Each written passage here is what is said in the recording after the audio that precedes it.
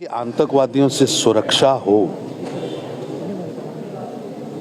आतंकवादियों के षड्यंत्र नाकाम हो, आतंकवादियों की साजिश नाकाम हो,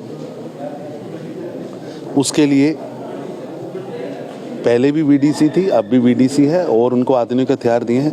लेकिन ये मैं पूछना चाहता हूँ Mufti and sons, Abdullah and sons, Gandhi Nehru and sons से, आतंकवादियों से उनका क्या प्रेम है कि अगर कोई नागरिक अपनी रक्षा के लिए हथियार उठाएगा और उनका षड्यंत्र निष्फल होगा तो इनके पेट में क्यों दर्द हो रही है? क्या ये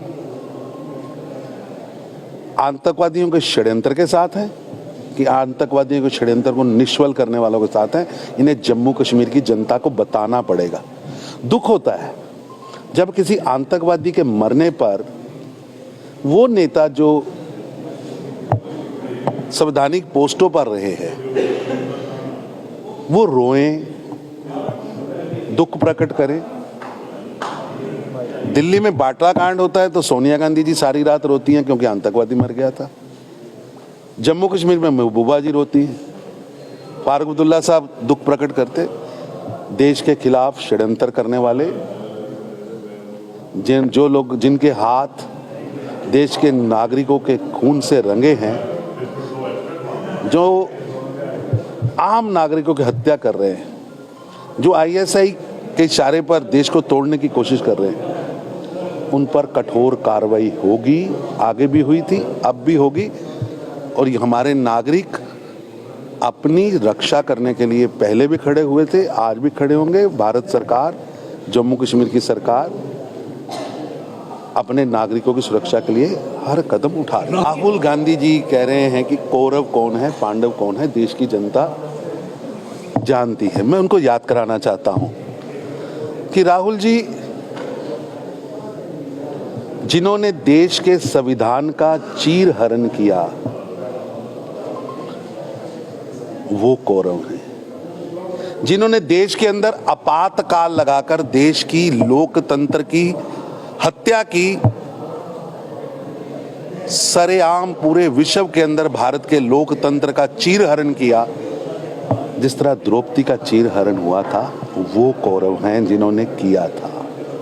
जिन्होंने 1984 के सिख कत्लो-गारत में सिखों को गलों में टायर डाले, गुरुद्वारे जलाए, शिक्षण संस्थान जलाए, वो कौरव हैं। वो कौरव हैं जिन्होंने 2004 से 2014 देश के खजाने से 12 लाख करोड़ रुपए की चोरी की।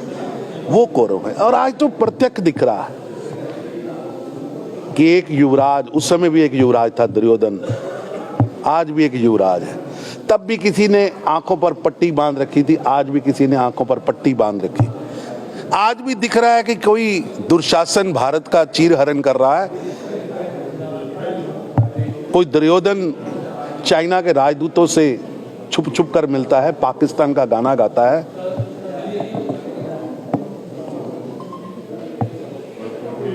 कौन है दुर्योधन, कौन है पांडव? देश की जनता जानती है कि जब भारत तेरे टुकड़े होंगे इंशाअल्लाह, इंशाअल्लाह कहने वाला व्यक्ति कन्हैया कुमार जेएनयू में ये नारे लगाता है, तो अगले दिन कौन दुर्योधन बनकर उसके साथ सेल्फी खींचता है। इसलिए राहुल गांधी जी, देश की जनता को बताने की जरूरत नहीं है। देश की जनता जानती है कौरव कौन है। कौन इस देश के लिए काम कर रहा है। बाकी आपसे मैं निवेदन करूंगा, राहुल गांधी जी, भारत को आपने पहले ही कई बार बांटा है, जाति में, पंथ में। आपके 7 दशकों के राज में देश को बांटने का काम आपने किया है। अब धर्म के नाम पर, भगवानों के नाम पर, तपस्वी और पुजारियों के नाम पर देश को बांटिए नहीं। सभी का योगदान इस देश की तरक्की में है। और आप कौन होते हैं इन विषयों पर टिप्पणियां करने वाले? लुटियन जोन में हाईफाई जूते, हाईफाई गाड़ियों में, साल में विदेश में छुट्टियां बिताने वाले लोग अगर तपस्वी हैं, तो बॉर्डर पर काम करने वाला, सर्दी के अंदर, खून जमाने वाली सर्दी के अंदर काम करने वाला सैनिक क्या है? देश की तरक्की के लिए लड़ने वाला वो व्यापारी, वो उद्योगपति, वो किसान, वो नौजवान, वो क्या है? बहुत अच्छा लगता है कि लुटियन की बड़ी कोठी के अंदर बैठकर, बड़े बड़े कपड़े डालकर, बढ़िया इटली के चश्मे लगाकर दृष्टांत देना। 130 करोड़ भारत का हर नागरिक तपस्या कर रहा है देश की तरक्की के लिए, और आज उसी के बदौलत विश्व के अंदर भारत का नाम रोशन हो रहा है। और मैं सलूट करता हूं भारत के प्रधानमंत्री श्री नरेंद्र मोदी जी को, जिन्होंने इस देश के गरीबों के लिए काम भी किया, गरीबी को कम करने के लिए भी काम किया, और विश्व मंच पर भारत को पहुंचाने के लिए तप भी किया। और आज भारत विश्व की आर्थिक रूप से पहली 5 अर्थव्यवस्थाओं में पहुंचा है, दुनिया की सबसे तेजी से बढ़ने वाली अर्थव्यवस्थाओं में पहुंचा है। कौन है तपस्वी, कौन है पांडव, कौन है कौरव, जनता जानती। भारत जोड़ो यात्रा एक वेंटिलेटर पर कड़ी हुई कांग्रेस को खड़ा करने का प्रयास है। कांग्रेस वेंटिलेटर पर है और राहुल गांधी ट्रेडमिल पर वॉक कर रहे हैं। It is a treadmill walk. Treadmill walk का यात्री कभी किसी पड़ाव पर नहीं पहुंचता, पसीनो पसीन होता है, दौड़ता है, मीटर भी घूमता है, कदम नहीं चलते। और अगर सचमुच राहुल गांधी जी आपकी यात्रा का कोई असर है, तो आपकी यात्रा तमिलनाडु आई तो डीएमके आपके साथ क्यों नहीं था? तेलंगाना आई तो केसीआर साहब साथ क्यों नहीं थे? बंगाल गई तो ममता जी साथ क्यों नहीं थे? यूपी गई तो अखिलेश जी साथ क्यों नहीं थे?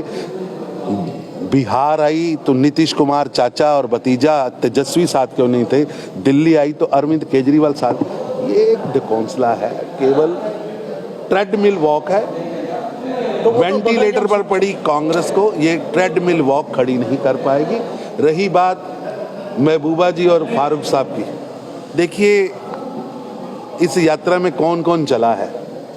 भारत तेरे टुकड़े करने का सपना देखने वाला कन्हैया कुमार इस यात्रा का एक यात्री है। सिखों को मैंने मार दिया ये वीडियो पे कहने वाला जगदीश टाइटलर एक यात्री है। भारत की राजनीति का शकुनी दिग्विजय सिंह यात्रा का एक यात्री है। इस यात्रा का एक यात्री आपकी प्रदेश का अध्यक्ष भी है, वो भी साथ चलने वाले हैं, जो कांग्रेस पार्टी के जो टेररिस्टों को आई कार्ड बांट रहे थे कांग्रेस के, वो भी चलने वाले हैं। जो कठुआ में छोटी बच्ची का जब रेप हुआ उसकी जो सपोर्ट करने वाले, वो भी इस यात्रा में चलने वाले हैं। जब भारत तेरे टुकड़े वाले यात्रा में हैं तो उसमें फारूक अब्दुल्ला साहब, मुफ्ती एंड सन्स शामिल हो जाए, जिनके हाथ अभी तक कश्मीरी पंडितों के वो दिन भूल नहीं सकते। मैं पूछना चाहता हूं कि राहुल गांधी जी को सोचना पड़ेगा कि भारत जोड़ो यात्रा का कौन सा मटेरियल उनके साथ चल रहा है। ये वही मुफ्तीज एंड अब्दुल्लाज हैं जो 99 और 90 में यहाँ सत्ता में थे। कौन था गृह मंत्री भारत का?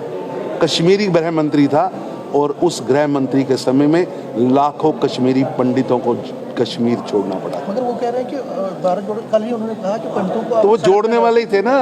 ये इनका किरदार क्या है? बोल रहे सड़क पे ला दिया। किरदार क्या है?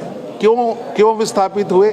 बताए तो सही। अब्दुल्ला साहब मुख्यमंत्री थे, जब उनके घर जलाए जा रहे थे, घरों से निकाला जा रहा था, जब नारे लग रहे थे कि जम्मू कश्मीर बनेगा पाकिस्तान, कश्मीरी पंडितानियों के साथ, कश्मीरी पंडितों के अलावा तब अब कौन था मुख्यमंत्री, कौन था गृह मंत्री? आपके पाप तो आज तक ढो रही है जम्मू कश्मीर की जनता।